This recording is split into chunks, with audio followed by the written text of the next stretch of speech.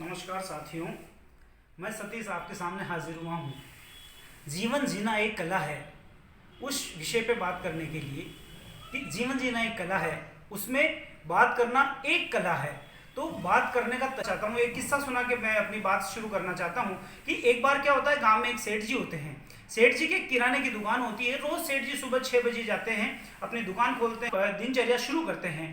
रोज की भांति एक दिन सेठ जी अपनी दुकान पे गए और जाके बैठे ही थे और एक ग्राहक आया कि सेठ जी 2 रुपए का बेसन दे दो।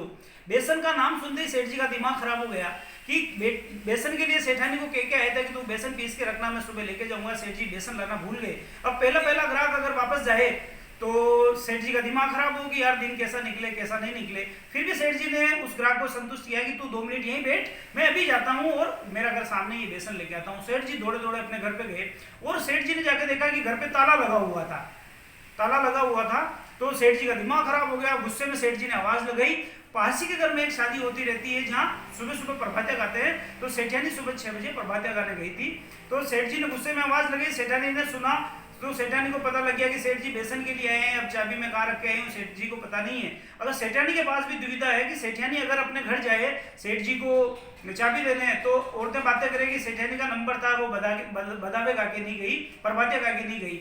और फिर भी अगर सेठानी आ जाए तो सेठानी को गुड़ पतासे भी नहीं मिले, तो ये भी एक समस्या। इस बीच में देखो सेठानी कैसे अपनी बात कहती है, तो आप सुनिएगा कि कूची आलिया में पड़ी जी, बेसन पीपी में पड़ियो जी, पीपी मेड़ा में पड़ी जी, तकड़ियो ताक में पड़ियो जी, बेसन कम ही तो दीजो, पैसा पूरा ही तो लीजो, मारा राज कुंवर सूरज मल उगिया।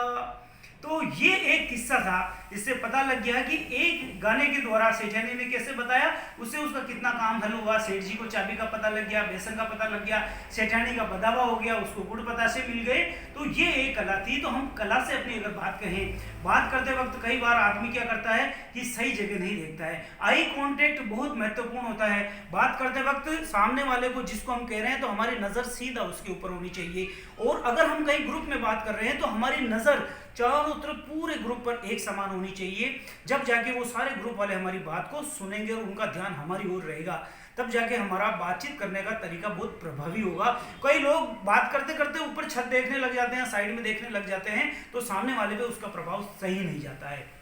तो बात करने की कला है, उससे पहले सुनना भी एक कला है कि जो व्यक्ति अगर सही तरीके से सुनेगा, बेहतर तरीके से सुनेगा, तो उस बात का जवाब भी सही तरीके से दे पाएगा। तो अगर कोई आदमी कहीं बात कह रहा है और उसका ध्यान इस तरफ है, ध्यान उसके तरफ सही तरीके से सुन नहीं पा रहा है, तो वो ना तो मैसेज सही ग्रहण कर पाएगा और सामने वाला भी सोचेगा कि ये मेरी बात को तवज्जो नहीं दे रहा है, तो वो उसको महत्वपूर्ण बात होते हुए भी पूरी तरीके से नहीं बता पाएगी।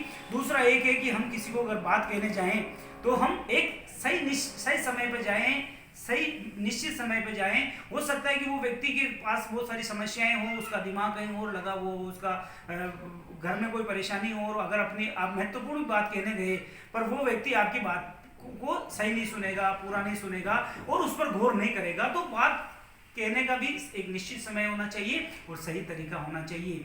ये चीजें अगर हम ध्यान रखेंगे तब जाके हमारा जीवन बहुत बेहतर तरीके से हो सकता है। दूसरों को बदलने के लिए खुद को बदलना बहुत जरूरी है। खुद को बदल तभी तो जमाना बदलेगा।